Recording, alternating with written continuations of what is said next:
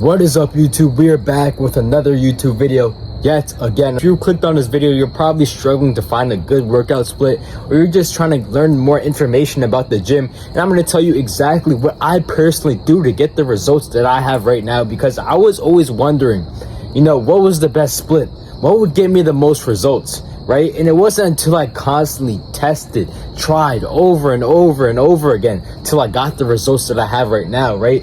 I went through failure after failure, plateau after plateau to get to the point where I am right now. And I want to make sure it's easier for you guys to get through this process. That's what I'm here for, right? To help you guys on your journey. A little backstory to why I have the split that I have right now is because when I was on this journey to find the perfect split, on the journey to find the perfect workout program, right, I used to watch a lot of Greg Plitt, and I ran into his military training YouTube video. I'll put it up on the screen, right? And it has been one of the most helpful things when it came to this, because I really looked up to the way Greg Plitt's physique looked, the way his body was perfectly symmetrical, right? I really looked up to that, and implementing a lot of the things that he's done in his training program has been the reason why I've been able to make this split, why I've been able to have the results that I have right now, is because of Greg Plitt's military training program. In this training program, he had a lot of high volume. I'll get into that later into the video. The thing about me, it was that my body was always adapted to this high volume type of training, right? Because I played football back in the day, and back in summer workouts, we used to do a lot of volume, hold plates above our head, right? Do a lot of reps on bench press. We used to do a lot of acceleration work and explosive work, right? We did a lot of high volume. Remember, I was fucking tired as shit a lot of the time. I had to drink a gallon of water each and every single day to keep me well hydrated, to keep me going. Remember, we had to do a lot of plank holds and stuff like that, and if somebody messed up, bro, we had to restart the whole process, right? My body adapted to the high volume. So this split may depend on how you feel, right? It may not be the best for you. Split will also work if you want to massively increase your bench. I prioritize bench press. I prioritize increasing my bench press. I've increased to 20 pounds in the last month. I haven't gained any weight.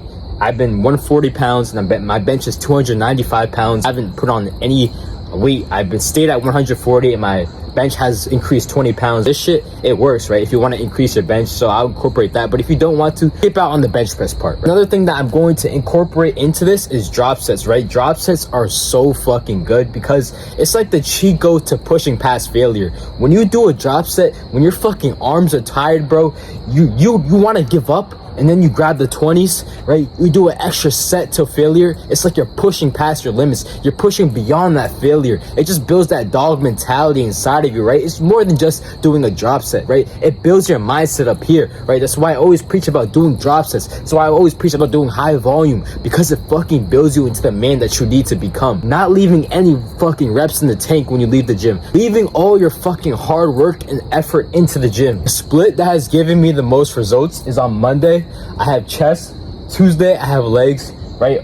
Wednesday I have arms. Thursday I have back, and then shoulders would be Friday, and then legs would be Saturday, right? I separate each and every single muscle group into its different day. What I found my body reacts to the most is prioritizing the muscle groups on different days, not incorporating the same two muscle groups on the same day. I just can't get enough effort. I can't build that symmetrical, physique when I'm doing two body parts in one day, because next thing you know, I'm prioritizing back instead of biceps for one day, right? So it's good just to separate it up into each and every single day. That's what I personally have done, and that is what has given me the most results. Following up with this split, right? I have a heavy day, and I have a medium day, and I have a light day. And with this, on Monday, I'd have heavy day, which is basically I max out almost every single week if my body can handle it. I go super heavy. And on the medium day, right, for bench press, I do 6 to 7 reps. The weight I can do for 6 to 7 reps for 4 sets. That's what I do on medium day. And on light day, I do a weight that I can do for like 10 to 12 reps. I'm just mostly working on form, right? My form, right?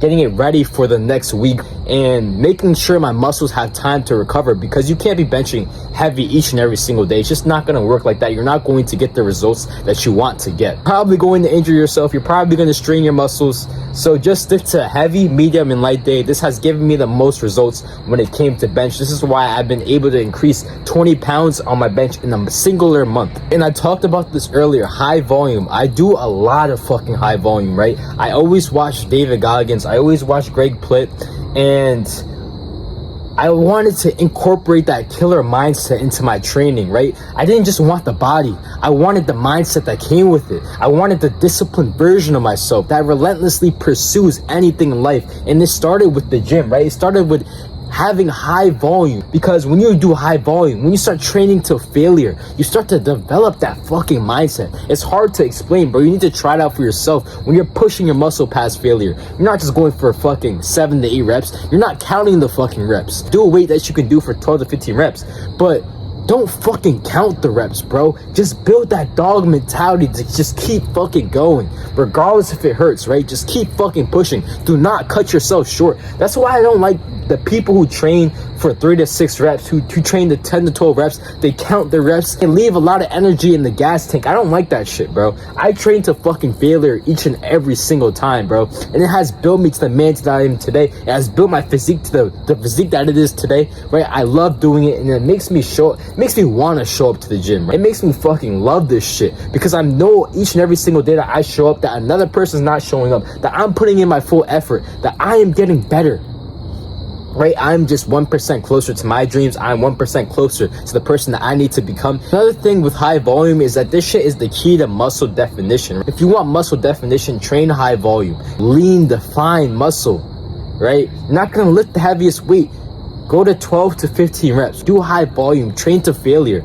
Out of the people in the body building competitions, prioritize little tiny muscle groups, right? And they do high volume, high reps to build that muscle definition. It's kind of getting dark. I'm really noticing this shit. I should have recorded this video earlier. We're gonna get into the do nots, right? Do not go to the 20 rep ranges. I explained this earlier. That's just pointless volume. It's not going to get you any more results. It gets to a certain point where too much volume is going to hurt you. Think between 12 to 15 reps. I first started working with my guy Johnny, my client, right?